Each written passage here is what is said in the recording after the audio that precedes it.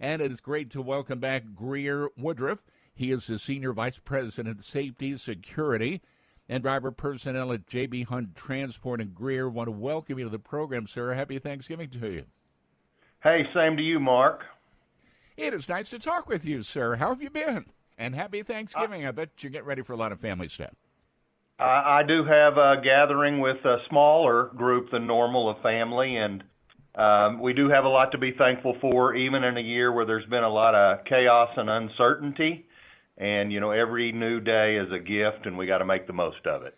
Absolutely. Tell folks a little bit about you, background, being at J.B. Hunt for many, many years now. You got a lot of hats that you're wearing inside of the company. Welcome back.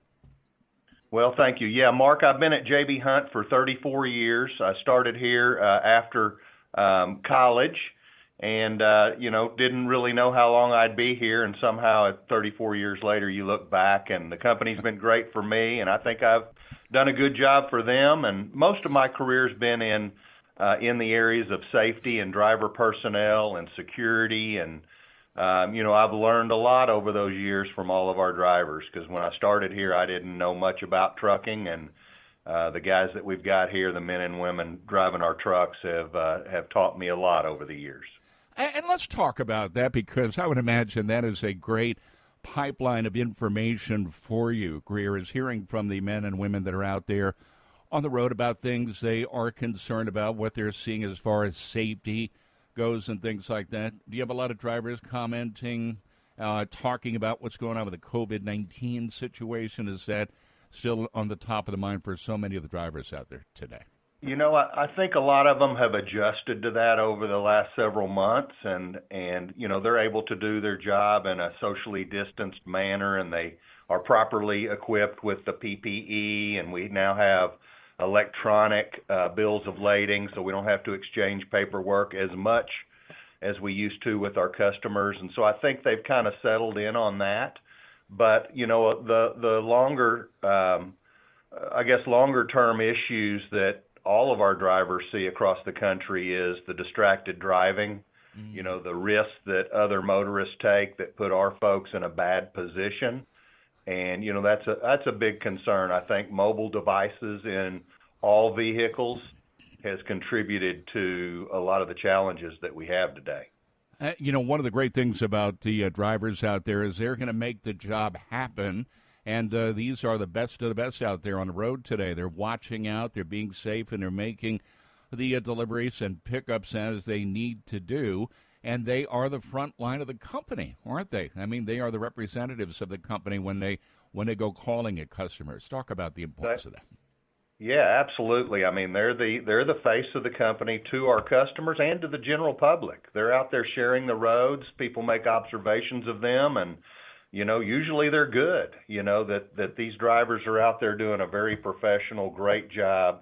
The country's got a huge amount of respect for the trucking industry because they saw bare shelves, back in March and April, and they knew they were counting on truck drivers to restock those shelves and get them the supplies they needed while they were hunkered down at home, and our truckers delivered. And they're going to do the same thing when there's a vaccine available. Mm-hmm. And we're gonna have truckers getting those out to the clinics and the medical facilities that will be distributing those to the public.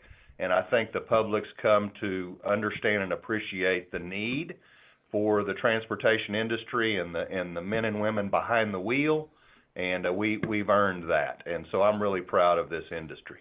I know you follow all of the activity going on with the FMCSA and what they're looking at as far as regulations, rules, and mandates and things like that. And there's a number of things I want to have you comment on. At a recent management conference exhibition at the ATA's conference back in October, FMCSA Deputy Administrator Wiley Deck admitted the agency's not made much progress in its effort to study the safety of under 21-year-old drivers in interstate commerce. And I think there was a pilot program that was supposed to start back in 2019, I think it was last summer, to allow some of the younger drivers with military driver training to operate in interstate commerce. And in fact, these numbers, I think, are spot on. It's attracted only 3 approved drivers along with 42 approved motor carriers. How do you feel about those numbers there? What are your thoughts? Well, I'm not surprised by the 42 carriers, and I think that's adequate for the test. I think they wanted 70 to conduct the pilot, and they've got 42.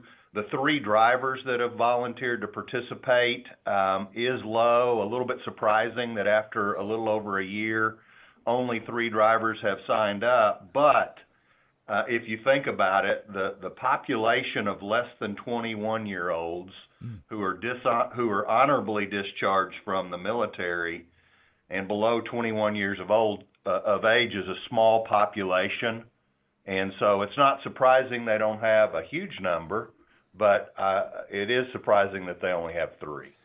Well, and you take that a step further too. How do we bring new drivers into the trucking industry? I know there's a lot of proposals to maybe expand the military operations specialties from 7 to 16 to open up a program to a wider pool of candidates. I think the comment period has come and gone. I think that closed down November the 9th.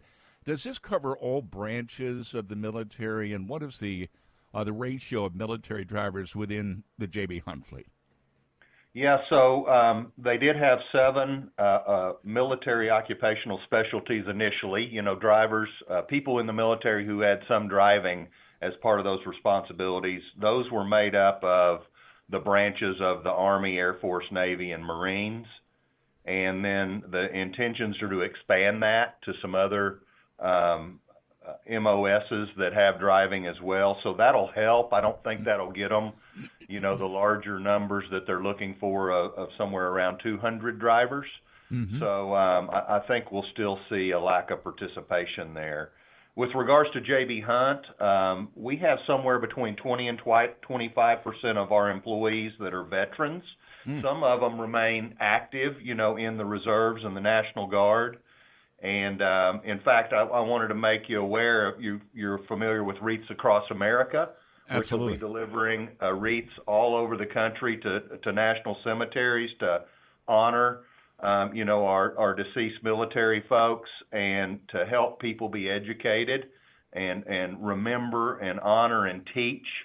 And we'll have 68 veteran drivers from J.B. Hunt participating in that this year, and they're very excited to be. Absolutely. Hold the thought just a minute, Greer. I do have to break for a quick commercial message or two. And the drivers, feel free to jump in on the phone with me from J.B. Hunt. I've got Greer Woodruff. Question or comment for him. Let's talk safety on this day before Thanksgiving. I'm Mark Willis on SiriusXM. We'll be right back. If you're talking about it, we're talking about it. Back to Road Dog Trucking News with Mark Willis. On the phone with me, ladies and gentlemen, you are more than welcome to speak with Greer Woodruff. He's the Senior VP of Safety, Security and Driver Personnel at J.B. Hunt Transport. And Greer, again, thank you for doing this. We had to go to the break there, but you were mentioning about the fact there's more than 60 drivers from J.B. Hunt that are participating in Wreaths Across America. What an honor. Goodness sakes. I bet a lot of them are beaming with pride about this, aren't they? They are. They're all veterans themselves, and for them to be able to honor, the fallen is a real honor for them. And so they're excited about it. They'll relay those wreaths across the country to a number of different cemeteries where other people will take them off the trailers and place them on the graves and honor those folks. You follow a lot of things going on in the industry. For example, like 2 rulemaking periods have come to a close. The Department of Health and Human Services hair testing guidelines and the pilot program to study a proposal to pause the clock. And I don't think that made it into this year's major rulemaking changes of the hours of service to make it more flexible. How do both of those work? And how do you feel about those? Do you think they would help enhance safety out there on the road? Well, let's talk about hair testing first, and I'm a big proponent of hair testing. J.B. Hunt's been doing it since 2006, and we've seen very interesting results where we've kept a number of drug users out from behind the wheel of our truck. We see reduced random urine positive rates by 62% and DOT post-accident positive urine rates down 80%. And I just feel strongly that there's no place in the industry for someone operating a commercial motor vehicle under the influence of drugs. I feel like it tarnishes the reputation of the overwhelming majority of our drivers that are professional, that don't use drugs, and I don't want to see their reputation tarnished by a minority group that could be identified and kept out. With regards to HHS's proposed rules, comments were due November 9th. The problem with their rule is that they are requiring anybody who tests positive on a hair test to be tested by urine to verify the positive, which essentially eliminates all the benefits of hair testing, and it's just really ill-conceived. It'd be like a driver who's going to take a commercial driver's license skill and road test, and he fails at driving the tractor trailer. And the tester says, well, I'll tell you what, I'll let you take it in the car, and if you can pass the test in the car, I'll go ahead and give you your CDL. I mean, that's just not very smart. I'm hopeful that HHS will look at the evidence, the research, and the data that's been submitted through J.B. Hunt's comments and others, and that they will remove that requirement for a alternative specimen test to verify a positive hair test. Looking at this also, too, from the availability for companies to use this, I mean, it can be used at their discretion. Correct in that? I mean, a company can say, we are going to do the hair testing, and that's going to be part of the criteria. Correct in that?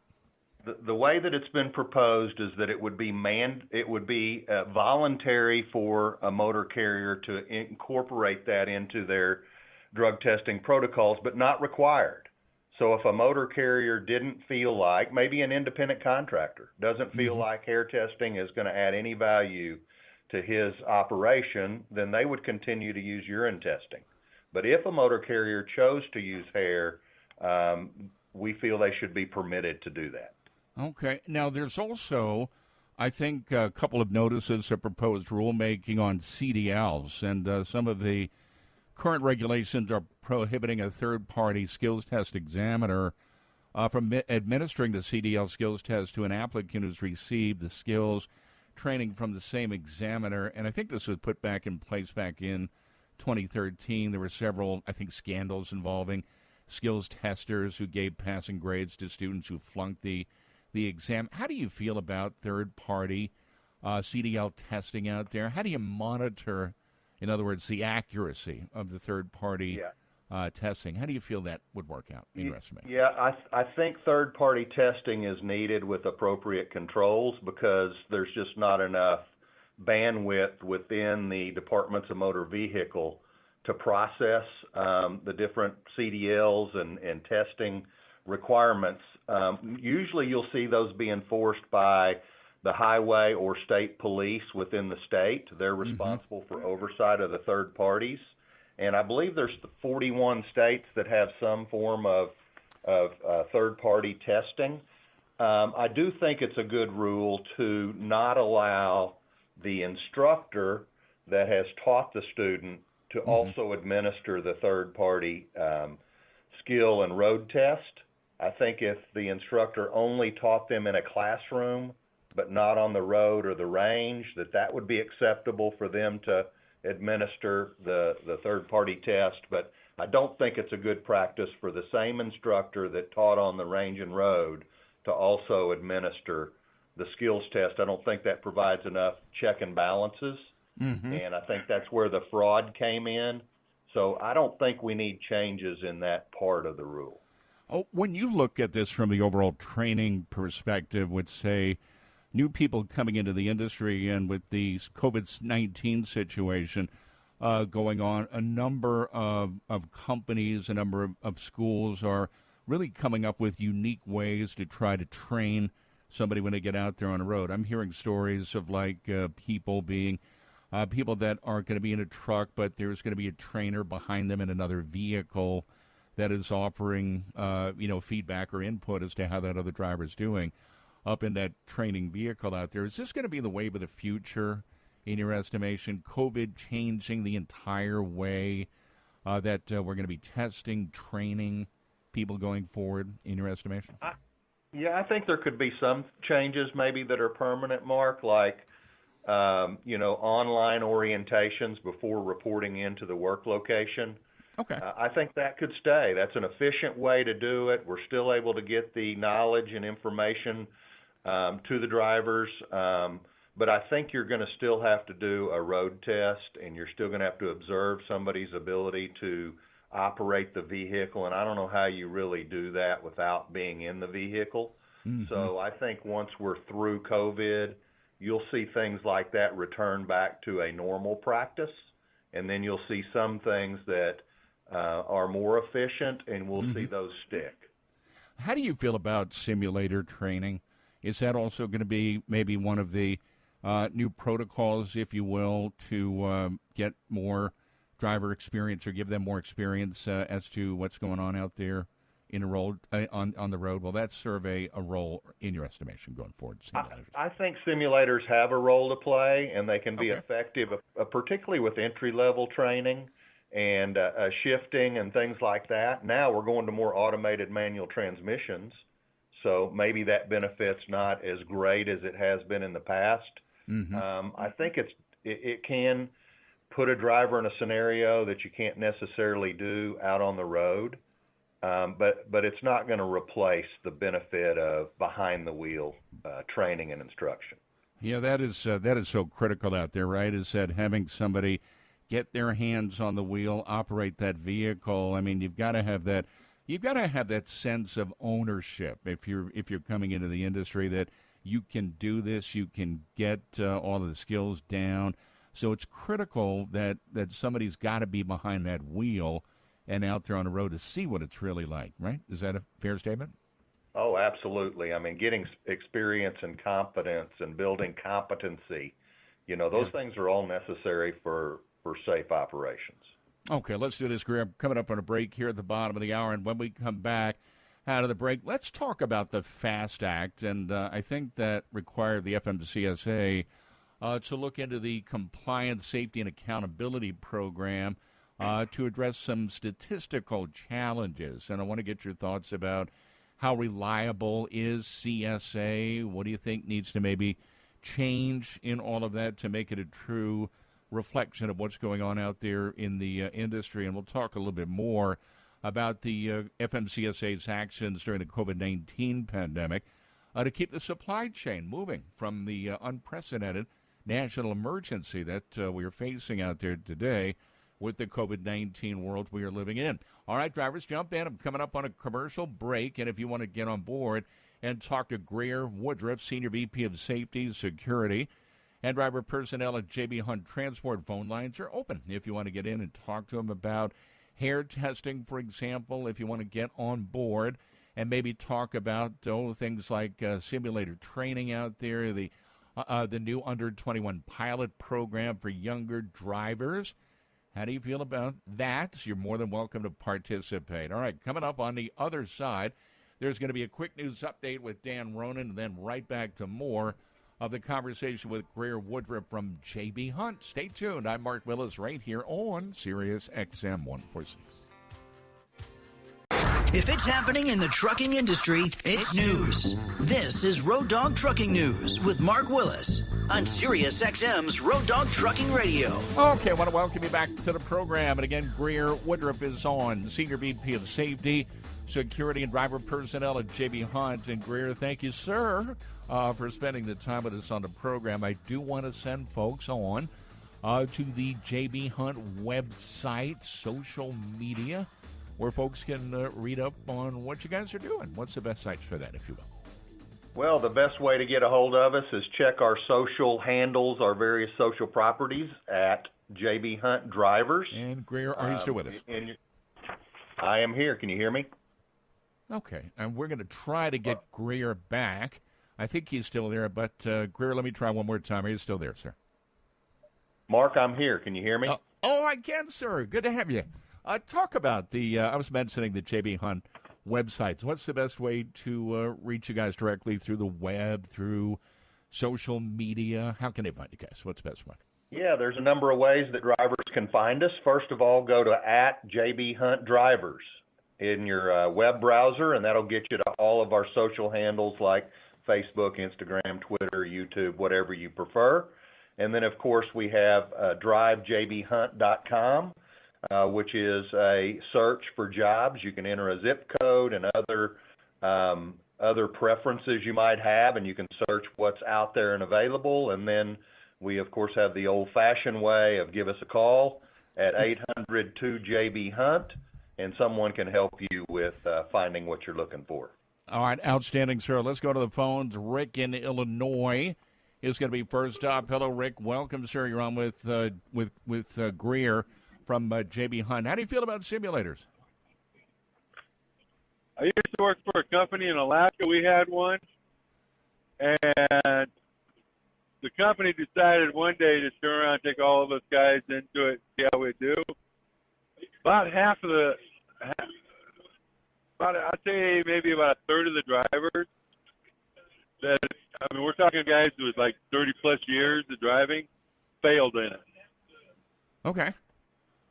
They couldn't master the ski. Go ahead. But put us in the truck,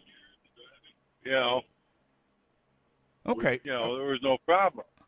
Rick, I appreciate it. You were starting to break up, but I got the gist of that. And Greer, he said best experience is to be behind the wheel.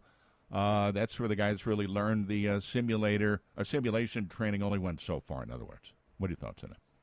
Yeah, and I think what Rick was saying is, that it's not always transferable, that you've got guys who have years of experience behind the wheel and you put them on a simulator and they don't do so good, but they've done well behind the wheel. But I do think there are some things that you can teach behind the wheel that or in a simulator that's hard to maybe teach behind the wheel, like winter driving and certain scenarios of how should I respond. And if you can kind of think through some of those before they actually happen with a simulator, then maybe you can deal with those situations better when they happen when you are behind the wheel. Talk about the FAST Act. I know it required FMCSA to look at what a lot of drivers know as the CSA scores, the Compliance, Safety, and Accountability Programs. I think they were going to work with the National Academy of Sciences. They wanted to address some of the statistical changes. I think NAS recommended using something called item response theory. From your vantage point, how reliable is CSA, and what would you change in all of that if you had the chance? What do you think? Yeah, I think that obviously CSA was a well-intended enforcement tool and an aid in self-correction, with it being visible to the motor carriers, and probably provided a little bit of pressure when the shipping community had public visibility to that. So I think it was well-intended, but it did have some shortcomings, many of which are well documented. But the ones that concern me the most are that only about 40% of the motor carriers have sufficient data to even have a CSA score. Mm-hmm. And if we're going to have an enforcement tool like this, we need one that applies to, the entire industry. There's regional disparities, and I think it's well known as an example that Indiana has a high percentage of speeding violations that they write, well above most of the other states. And so you have these regional disparities, and if you operate more in Indiana, you're going to have a higher unsafe score than carriers who maybe don't operate in Indiana as much. And then you could also be in one peer group and be fine, but if you were in a different peer group, you might be on an alert status when your behavior and results really haven't changed. And so, there's some issues like that. Item response theory, as I understand it, is a very good statistical model. It self-calibrates, kind of a predictive model.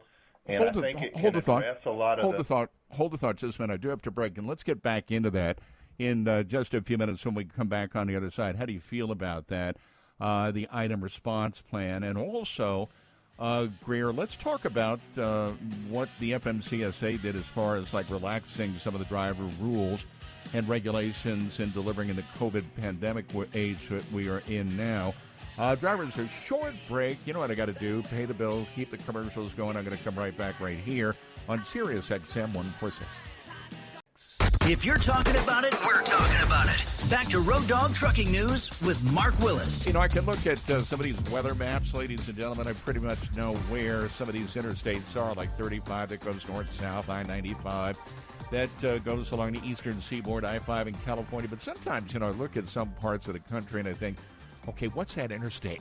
I kind of draw a blank there, but then it kind of comes to me. But bottom line, stay safe as you travel about. There's going to be a lot more folks out there on the road, and some areas are going to be getting some bad weather. On the phone with me, it's great to have on board Mr. Greer Woodruff. He is the Senior VP of Safety, Security and Driver Personnel at J.B. Hunt. And Greer, thank you, sir, for joining me on a program. And I do want to circle back to the drivers that are out there. Your guys and ladies are going to be out there on the road on Thanksgiving. Trucking doesn't stop, right? There's no holidays, 24/7, 365. The men and women in trucking are stepping up, aren't they? They are stepping up. They always do. I hope a lot of them will get to be home with family over the holidays, but I know some are going to have to keep on trucking right on through it. Okay, well, thank you for breaking down some of these stories that are out there, talking about CSA and the item response theory there. And we were talking about that going into the break. And just to reiterate, how do you see that? How do you view the item response theory? Is that a good formula from what you understand about it? What are your thoughts here? Well, my understanding is that it is, a dynamic, self-calibrating, predictive model that's able to deal with these shortcomings of CSA. And it's been applied in a lot of other instances, healthcare industry and things like that. So it's a good model for this type of data set. The problem with IRT is that it is complicated. It doesn't have black and white criteria or specific business rules. And therefore, it's difficult to explain to the regulated community. And if the regulated community can't understand it, it's not likely to accept it well. And so I think FMCSA is wrestling with that. I think it's a good tool, but they're challenged with how do we explain this to people and have them accept it, and that's been a challenge, I think. Do you think, like from your vantage point, being safety director, and maybe other safety directors can talk to FMCSA to give feedback on this? Is there like maybe an open comment period on this to maybe give people a chance to weigh in? What do you kind of see with that down the road here? I don't think there's anything out there right now in terms of any type of rulemaking. If they do, there'll obviously be a comment period. But I would say that FMCSA has been receptive and open to hear, the issues within the industry. And so I'd certainly give your input if you have some. This is a complicated issue for sure, and we've got a very diverse industry, and it's a hard one to solve. Looking at what FMCSA had to go through as far as the regulatory process is concerned, that their actions during the COVID-19 pandemic to keep the supply chain moving from this unprecedented emergency, they issued some exemptions to provide flexibility for like random drug testing requirements, maybe extending some of the deadlines for the expired driver's licenses and permits. How do you view this data that is being collected? Could the data, in your estimation, from a wide swath of industry operating under the hours of service exemptions, could it help the agency in your estimation in dealing with, say, future rulemakings that they may consider? I don't think it's that helpful from an hours of service standpoint when you think about the exemption from hours of service. And the reason I don't see it being that helpful is that the exemption is applied on a load-by-load basis depending on the commodity. And so a driver could be working with a commodity that's under the exemption today, and the next load they haul's not covered by the exemption, so they have to revert back to, the hours of service limits, and there's no really good way to track when the exemption was used and when it wasn't used. And so I don't really see it being that applicable for future analysis of hours of service rules. Additionally, the operating environment was so different. In April and May, we didn't see a lot of congestion. People were sheltering in place, and we saw how good it could be if we didn't have to contend with, all of the other motorists out on the road. Now that's come back, and that congestion's returned to the roadways. But just that operating environment, I think, makes it difficult to apply in the future.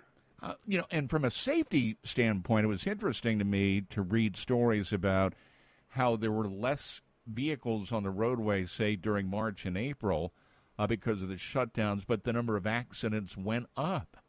And I'm sure you probably saw those stories. How did that work in your estimation? What was the reason behind that? I saw the same reports that you did, but we weren't seeing that on our side.